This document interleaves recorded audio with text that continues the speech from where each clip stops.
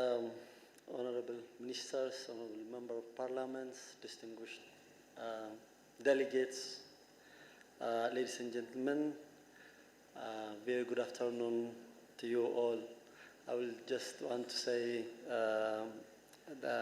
on the behalf of the African Ministerial Conference on Environment, the AMISEN, and myself, I will express my gratitude to us. This is the first time that I've come into the podium. I want to thank the people and government of Kenya for hosting us on this beautiful city of Nairobi. It's always been good to be here in Nairobi with the spirit of environment, and the only UN headquarters in the global south that we always come and talk about environment, climate, and everything. So thank you for hosting us. As Professor David already mentioned, the outcomes that we've discussed, various issues, strategies, and perspectives on realizing the green growth and climate finance for Africa and for the world. We all know that, and based on science, the Intergovernmental Panel on Climate Change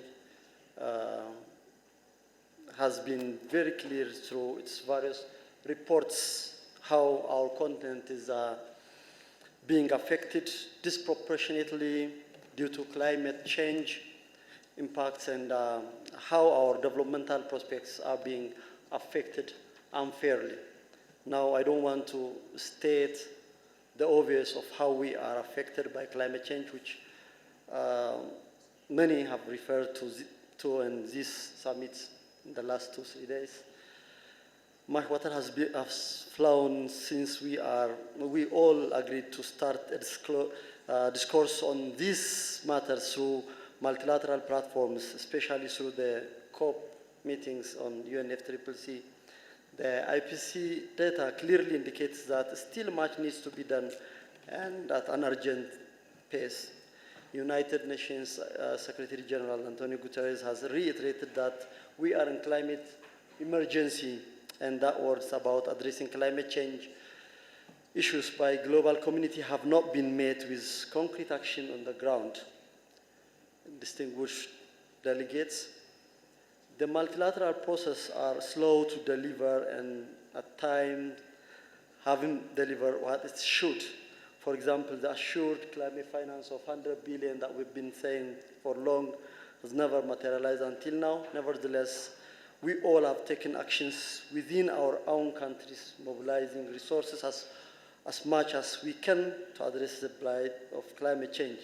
Many African countries' policy response to climate change has progressively evolved since the ratification of UNFCCC.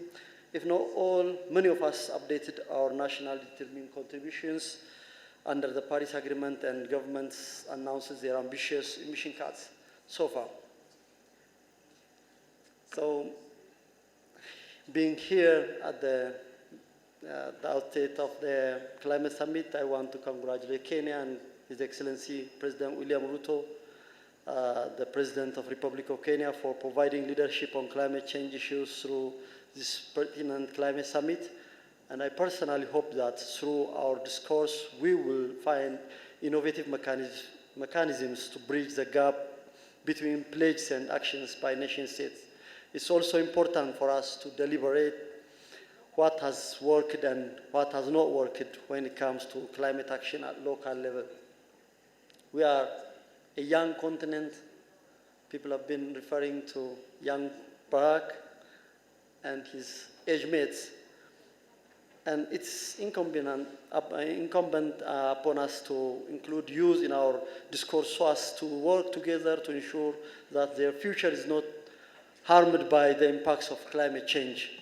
I also urge the delegates to ensure that the core of the Rio principles are to guide our future deliberations and actions. In this regard, I believe the outcomes of the recently concluded AMISEN meeting held in Addis Ababa has also guided our discussions and helped us to reach to our results made here. I hope the outcomes of this summit will usher in a new era of global action by bringing forth its decisions to the upcoming COP28. Despite the enormous challenges that we face in Africa, we, as a continent, we also have excellent opportunities and a big role we can play to overcome the triple planetary crisis that the world is facing. I strongly believe that our leadership will play a significant role towards bringing integrated solutions, equitable global multilateralism, mutually benefiting sustainable partnership, equitable financial and technology transfer for Africa's needs. Our support and leadership is always with you all during our AMSEM presidency. The time is now, and let's do our best together for prosperous, integrated, and better Africa. I thank you.